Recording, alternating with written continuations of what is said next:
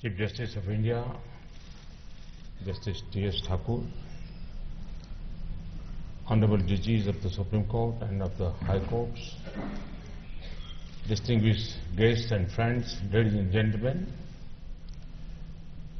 let me begin by congratulating Niti Aayog for organizing this global conference.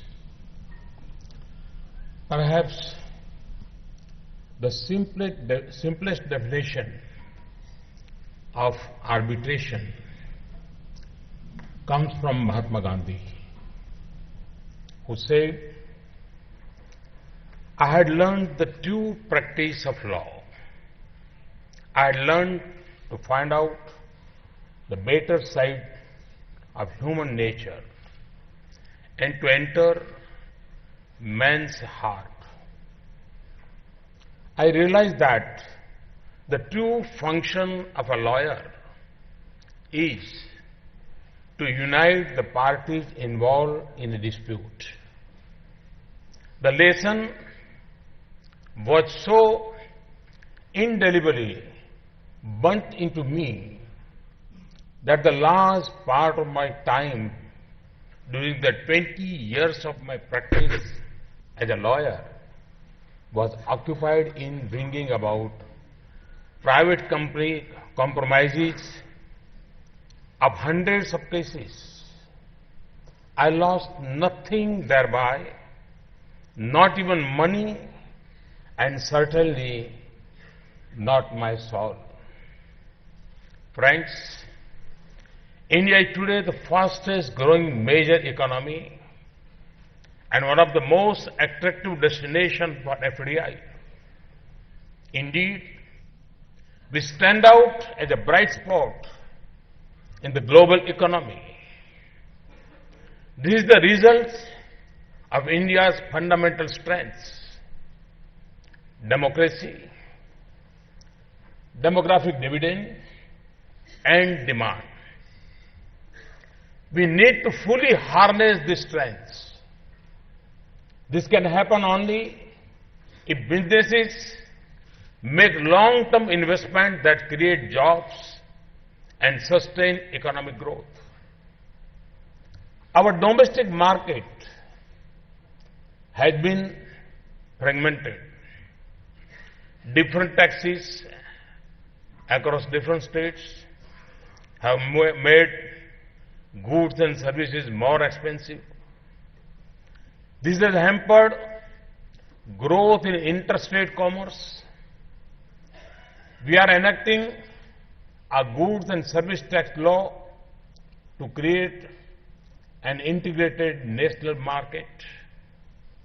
This will further boost domestic demand, create more opportunities for Indian business, and drive job creation. India is experiencing a digital revolution. This is bridging the digital and economic divide in Indian society in general and rural society in particular. A boost to the rural economy through this revolution will make the Indian economy even more robust. Innovative business models and app-based startups have instilled a spirit of enterprise among Indians. Yesterday's job seekers are becoming today's job creators. The legal profession is also opening up to the promises of the digital world. From cause list to case laws, the lawyer's library is now just a click away on your mobile phone. Friends, businesses seek assurance of the prevalence of rule of law in the Indian market. They need to be assured that the rules of the game will not be changed overnight in arbitrary fashion, and that commercial disputes will be resolved efficiently.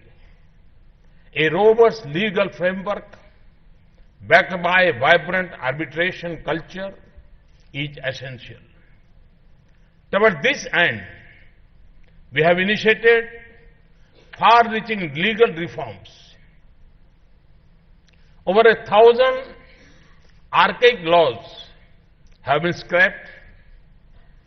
We have enacted a comprehensive Insolvency and Bankruptcy Code 2016, implemented the National Company Law Tribunals, established a statutory monetary policy committee, and effected a merger of the commodities and securities market. Further, in harmony with Bankruptcy Code, we have amended the SARFAESI and DRT Acts this year to suit the changing credit landscape and augment ease of doing business. However, legal reforms can deliver desired results only when there is an effective and efficient dispute resolution mechanism.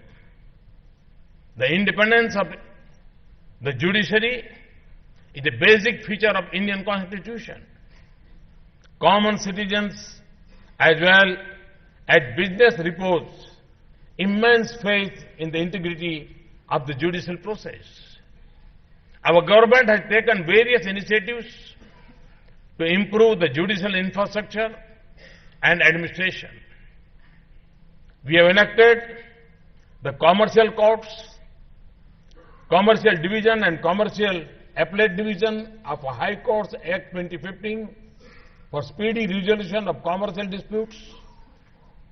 A National Judicial Data Grid has been set up to provide data on cases pending in district courts across the country.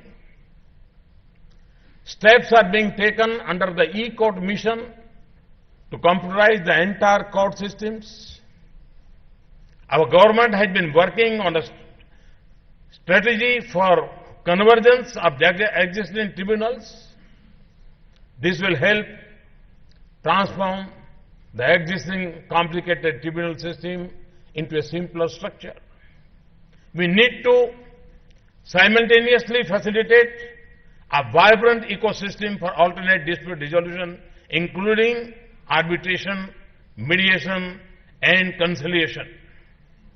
This will provide additional comfort to investors and businesses. More importantly, it will also ease the case load on Indian courts. Resolution of disputes through arbitration is not new to us. In ancient India, there were several mechanisms for settlement of disputes between the parties. These included the Kulani, our village council, Sreni, our corporation, and Puga, or assembly. Likewise, commercial matters were decided by Mahajans and chambers. Today, corporates and financial institutions want legal experts who can help close business deals and transactions without any dispute and litigations. If a dispute arises, corporates want to resolve them quickly through arbitration without going to courts. For this, they require specialized arbitration lawyers. Alternative dispute resolution processes also preserve personal and business relationships that might otherwise be damaged by the adversely process. Recent trends indicate that Asian centers like Hong Kong and Singapore have emerged as preferred arbitration destinations. As popular business hubs, they also rank high in the levels of ease of doing business. Thus, availability of quality arbitration mechanism is an integral component of ease of doing business to which our government is committed. Friends, creation of a vibrant ecosystem for institutional arbitration is one of the foremost priorities of our government. Recently, major amendments have been made to the Arbitration and Conciliation Act. This has made the arbitration process easy, timely, and hassle-free. Our law is based on the UN CITAL model law. The objective is to ensure that in normal circumstances, arbitral tribunal makes it towards within 12 months. In case of fast-track procedure, such award can be given in 6 months. Even the appointment of the arbitrator has to be decided by the court within a period of 60 days.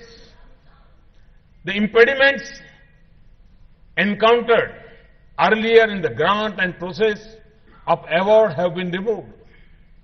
Further, as per the new law, any application challenging the award is to be disposed of by the court within 1 year. The enforcement of award can be refused by the courts only as per the international practices. These amendments have brought our arbitration process in tune with global best practices.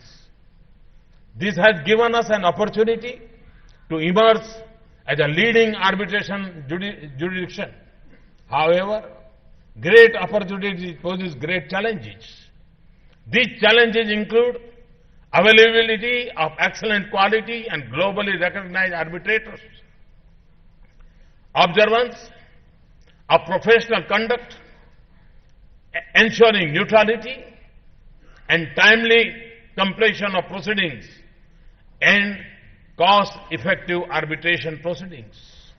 Friends, India has no dearth of brilliant lawyers and judges. India also has a large number of retired judges, engineers, and scientists who can function as competent arbitrators in various fields. India's economic interests shall be better served by a higher number of arbitration experts and lawyers. This in turn requires widening the ambit of legal education in India.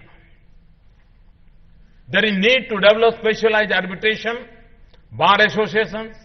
We also need professionally ruled arbitral institutions which can deliver international standards of services at reasonable cost businesses in India. We welcome internationally recognized institutions in this effort. We must deliberate on ways and means to supplement the efforts of the judiciary and arbitration mechanism. Mediation is one such mechanism, the potential of which had not been utilized much in the country. Friends, an enabling alternate dispute resolution ecosystem is a national priority for India.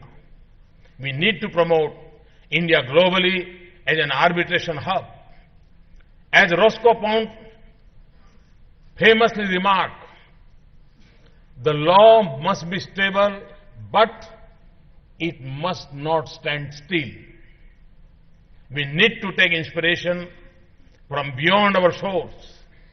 This conference has provided the ideal platform to deliberate upon the crucial regulatory policy and mindset reforms on this. I am sure the deliberations here shall help in further strengthening arbitration in India and set a milestone in positioning India as a global hub for arbitration among international practitioners, corporate houses, and the legal fraternity. We look forward to effectively implementing your recommendations. Thank you. Thank you very much.